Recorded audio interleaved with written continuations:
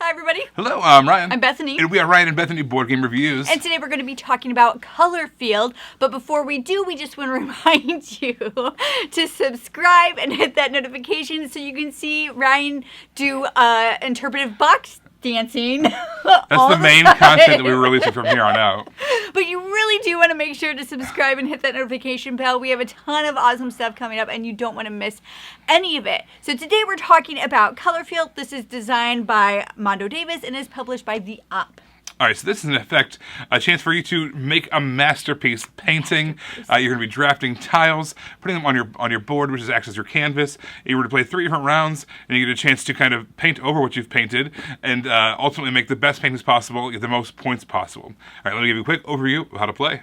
All right, here's our setup for Color Field. Every player is going to get their own board, and then what we're going to do is we're going to take 6 of these foundation tiles, and we're going to lay them out on our board with that little symbol there, that arrow in the bottom right corner, so they're all kind of facing the same direction, randomizing the board in that way. On our color palette, we're going to have 3 tiles from that current round. So this is our first round, so we're going to play 3 of our round 1 tiles out there on the color palette. Whenever a player takes a turn, we're going to keep on refilling that, so every player always has 3 to choose from. Now remember, our foundation tiles, they have to be laid out a certain way. They have to be oriented with that arrow in the bottom, but everything from here on out can be rotated, placed in however we want. What we are trying to do is we are trying to draft these tiles and put them onto our board in such a way that they connect with other tiles of the same color, making matches along their edges. And even on the board itself, we have some 2 color sides here. So for instance, this is both kind of that salmon color and that teal. So the fact that this is a teal color, even half matching that, does count as a match. The first round is going to have 5 turns in it. The second round and the third round are only going to have 4 turns in them. However, we might get a chance to hold back some of our tiles from the previous rounds to make it a little easier on ourselves. Alright, so let's go ahead on our turn. Let's draft one of these tiles. Discard one of the tiles that we used, and then replace it on the board. So what we just did there is we made a dark blue match over here on the edge, plus we made that salmon color match with this tile. Alright, and then we're going to replenish. And it'll be the next player's turn. Our next turn, we've got another chance here to make some good matches. Let's discard this tile and replace it with this one here. This matches up on pretty much every side. And in fact, it even has a little number 2 there, which is going to be some extra point opportunities. We'll replenish the board. And let's just go ahead and say that's the end of the round. What we're going to do is we're going to take each tile individually, and we are going to score it. So let's say this one has a match here on this edge, it's got a match here on this edge, and a match here on this edge. So this tile is worth 3 points. So even though there's a match here, right here, we're actually going to score it for both tiles. A match on this tile, plus a match on this tile. Each tile will be scored individually. This tile only has 1 match here on the bottom. That's worth 1 point. This tile over here has no matches. That's not good. This tile over here has 3 matches. 1, 2, and 3. This tile we match on all sides, so it's 1, 2, 3. But over here, there's a number. Whenever you see a number, instead of getting 1 point like normal, instead you replace that with whatever that number says. So in this case, we have 1, 2, 3, 4, 5. All right, so then over here we have the 1, 2, 3. So we'd score all 6 of those tiles, adding the points to our total. What's going to happen is, at the end of the first round, we're going to take a look at the scores, and we're going to see who's ahead, who's behind. All right, so let's say if you're in first place, you're just going to get rid of all of your tiles, replace them with all new of those foundation tiles, and start over again in the second round.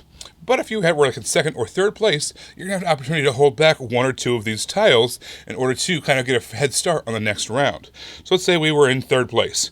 Maybe we could keep these 2 tiles back. We really like the way they lay out with the edges, plus the way they connect together.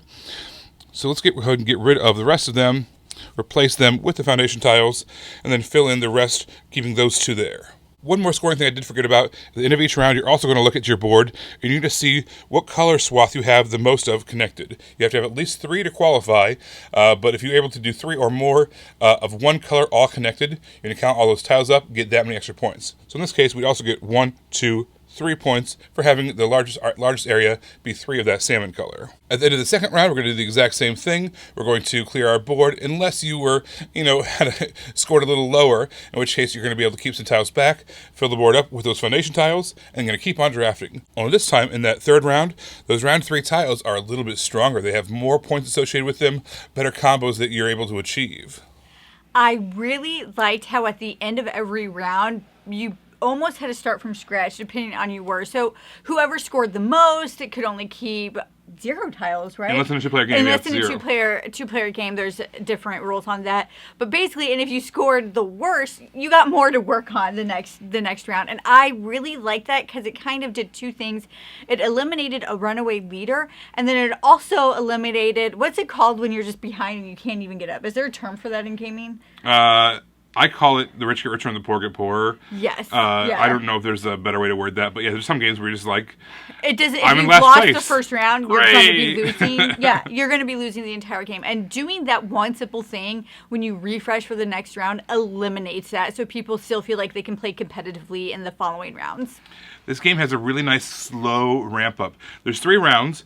The first time you're dealt, like Bethany mentioned, just those foundation tiles, and that's it. You're working off of that and kind of using those stage 1 tiles. But then you start over again, you get a chance to keep some stuff back potentially, but now you're using the stage 2 tiles. And then again, round 3, you get a chance to hold some things back potentially, but then you're using the stage 3 tiles. There's kind of a nice slow build up of better tiles, better point opportunities, and once you're more familiar with the game, it's kind of, you can feel that ramp up happening. You want to take those point advantages where you can get them. Yeah.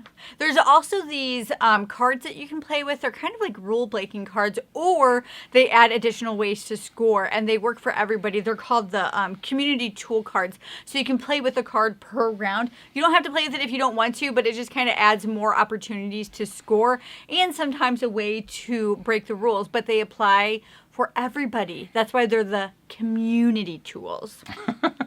I think that this is a game that, I hate this phrase, but I'm going to say it anyways, one of those games with like, minutes to learn, a lifetime to master. I hate games that say that, and this game does not say that. But nonetheless, it still feels like one of those games where you can learn it relatively quickly, but as far as like getting all the subtleties and kind of figuring out how to maximize your score, that takes a few plays, and I like that. If you can get, that's a streamlined, well-designed game at that point. Yeah. In fact, if you can learn it quickly, but you're still finding a little bit extra things throughout the game as the more you play it, I like games like that, and this definitely fits the bill. I felt like this was just a really peaceful game to play. Like, I really like tile laying games. It's just this peaceful tile laying game. I feel like this is a game we could just, I don't know, when we need to just talk about our day or whatever, or do some like planning, get a cup of coffee, play this game while we work out other things going on. So I really like that it was just a little, not simple, I don't want to say that's not the right thing, but it's just like a peaceful game to play, and you're creating a work of art when you're all done. I enjoyed that. To me, it felt like you were playing a game of maybe like Carcassonne, but instead of this big sprawling thing over all the table, you just have your own little kind of pocket to work with, and it's, you know how you're building the castles in Carcassonne? That's what it kind of feels like when you're trying to make those big, large areas of all the same color. Yeah. That's kind of what it feels like to me. So I like that I was able to experience a part of a bigger game in a different way. And it felt like, I don't know, it's a very familiar feeling tile laying game while still being fresh at the same time. So I like that. This is a fun one. This is a game that I could play with gamer friends or with families, and it would work in either scenario. So I like that. Everybody, thank you so much for watching. Don't forget to subscribe so you can see our videos as they come out. Until then, you can find us in all of these places. You guys, thanks for watching, and we will see you next time. Bye. You guys, thanks so much for watching. This game was provided to us by a publisher in exchange for a fair and honest review.